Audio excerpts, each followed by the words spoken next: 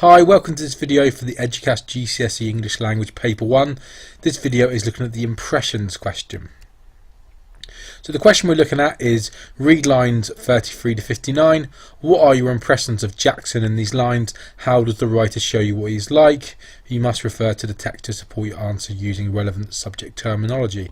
So this is carried on from the video about the dog in the how question. However, you don't need to have read any other part of the extract for this question, and I will show you the extract in a second. So what I mean by the impressions question is there's 5 questions in the exam. One of them definitely will be an impressions question, and also so impressions question here, but if you look at question 5, that says impressions as well, so you might get asked a couple of times.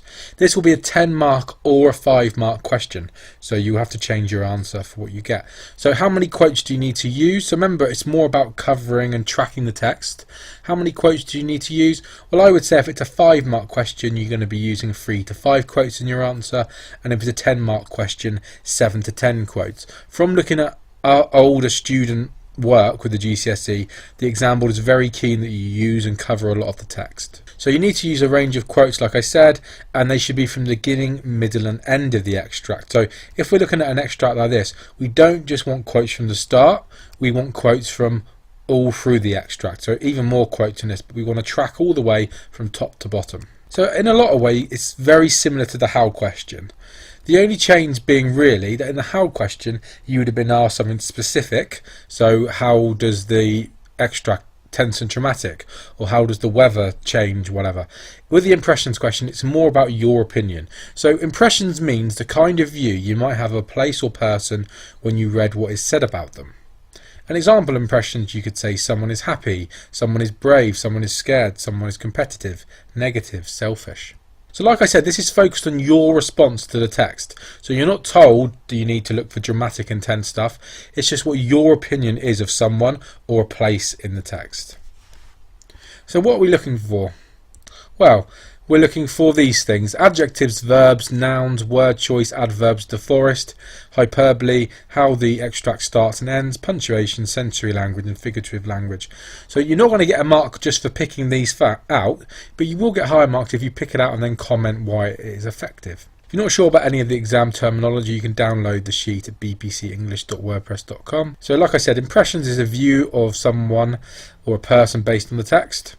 So really quick example, the teacher's eyes were sharp and she spoke with a snap. So if you get that quote, I've underlined sharp and snap. What does that suggest about the teacher? What impression, what kind of teacher is that person? Well, I would say strict. She's eyes are sharp, she speaks with a snap. So one impression you could get of that teacher is she might be strict. So if we look at another one, every noise put him on edge, but he pressed on. So if we look at the red, what does every noise put him on edge suggest about someone? Well, it hints that the character is worried or paranoid because they're on edge. But he pressed on. So if we're talking about a soldier or a spy, if it said every noise put him on edge, but he pressed on, what could we tell about that person? Well, but he pressed on, well, that suggests that the fact that he carries on makes him seem determined. So worried or paranoid is an impression I get from every noise, and determined is an impression I get by saying the person pressed on. Okay, so let's read through the extract. Okay, as we read through it, remember the question is, what impressions do we get of Jackson? He stepped forward, tapped Colin on the shoulder and said, "Excuse me?" When the brute turned round, Jackson said, "There are better ways of walking a dog." "What are you talking about?" Colin said. "Learn from this," Jackson said, and he delivered a vicious and satisfying uppercut to Colin's stomach. His attitude where fighting was concerned was to keep clear of anything fancy. One good, well-placed blow was usually enough to lay a man down. Now that he was no longer subject to army or police rules, he felt free to hit bad people whenever he thought they deserved it. He'd been around violence all his life, but it was only recently that he was beginning to see that it could be a positive thing. The punch he gave the man was driven by a flash of righteous anger. Immediately, Colin's legs went from beneath him and he dropped to the ground, making a face like a suffocating fish. Strange squeaking and squealing noises came from his lungs and he fought for breath.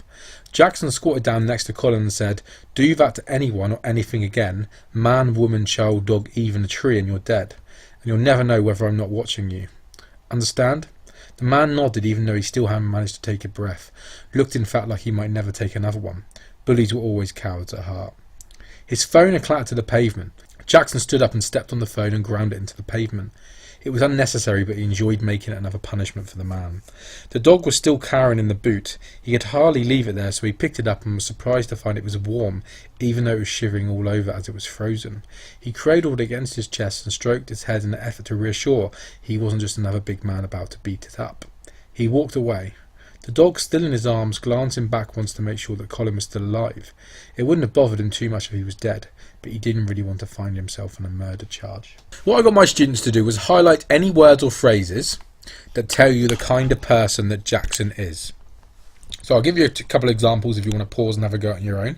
So the fact that Jackson delivered a vicious and satisfying uppercut, or a vicious punch, I've put, he delivered a vicious, this could mean he's violent. And if we go down further, the fact that when Jackson hit Colin, Colin's legs went immediately and he fell to the floor, well, immediately could suggest to me that Jackson is strong.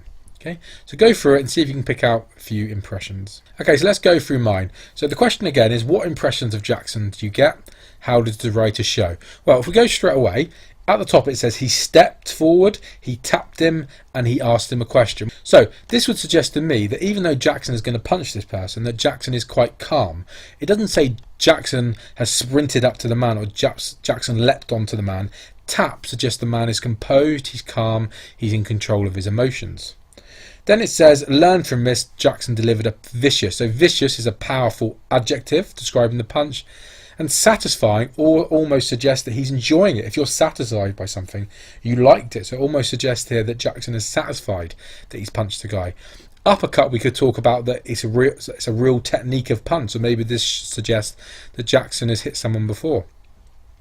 Then he says one good place blow was usually enough. So again, maybe there's a sense of usually suggests that Jackson's been in a few fights before. So maybe he's an experienced fighter. Then it says he had been around violence all his life. So the word all might again suggest that he's not just been around it for 1 year, he's been around it since the day he was born. So then it says immediately. So I've talked about that. So the adverb immediately shows Jackson's power. As soon as he punched the guy didn't stagger. He literally went to the floor as soon as he did it. And he made the guy, or Colin, have a face. So make a face like a suffocating fish. So a really explicit simile, really is descriptive, and gives the reader impression how deep and how struggling the guy was for breath. Strange squeaking and squealing noises also. So that's alliteration there. Could talk about. Then the next paragraph is basically, I would say the impression you're going to get is all threatening. So the whole paragraph is, if you do that to anyone, man, woman, child, even a tree, you're dead. So very threatening, is almost threatening to kill him. We could even suggest that even a tree is hyperbole, is exaggeration, him trying to make his point. And at the end he says, I'm watching you. So I'm watching you is very threatening. The impression that wherever the man goes, Jackson will be there. And even the question is almost like a threat, the rhetorical question of understand. Okay, as we go down, he says that Jackson broke the man's phone, and then it says, but he enjoyed it. He enjoyed doing it. So the verb of enjoy is very sadistic. It's almost suggesting that Jackson enjoys the man being in pain. Then we get to see a different side of Jackson as we go down. He says that he cradled the dog to his chest. He stroked its head. So cradles is a very kind verb. It's almost like a parent holding their child. And stroked again is a verb. It's like a kind verb. He's trying to make the dog feel better. And he's even a bit more thoughtful, where he can understand that the dog might see him as the same as the other man, as another big man who's going to hit him. So he's trying to reassure the dog. So again, a verb, a thoughtful verb.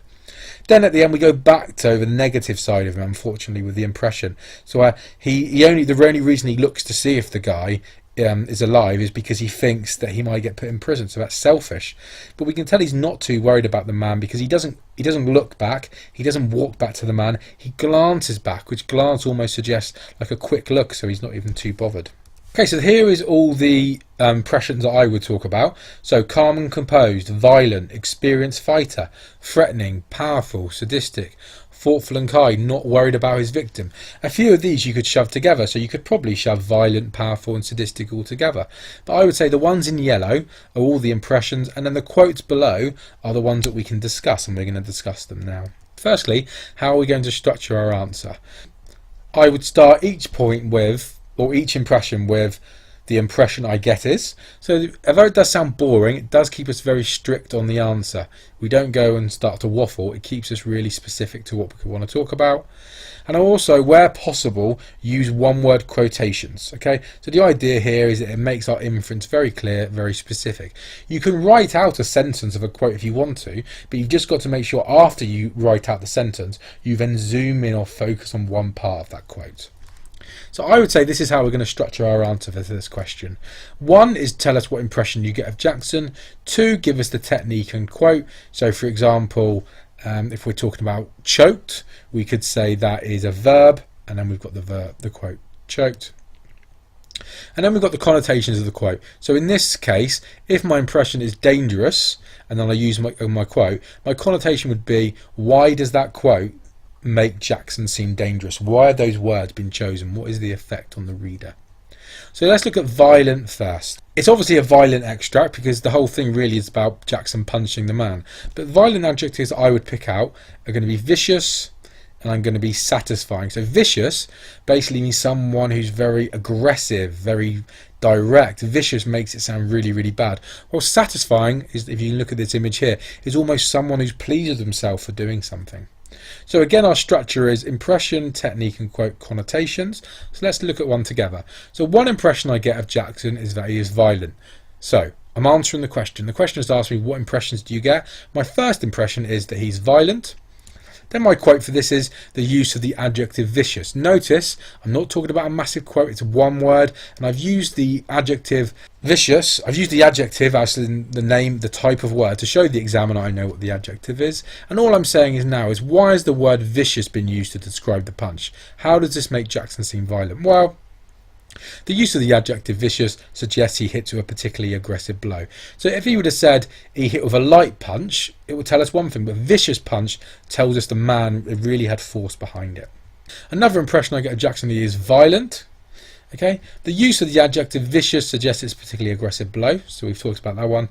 And then I'm also going to talk about satisfying. Well, what does satisfying mean? Someone who's pleased himself. So then I put the writer uses satisfying to imply that Jackson gets a thrill off hitting the man. So notice that I haven't felt the need to do underneath the aggressive blow. I haven't written out again, I also think Jackson is violent, because if I've got my point at my top, I can then just talk about all the quotes that are to do with violent. I don't need to write the red part after every single quote.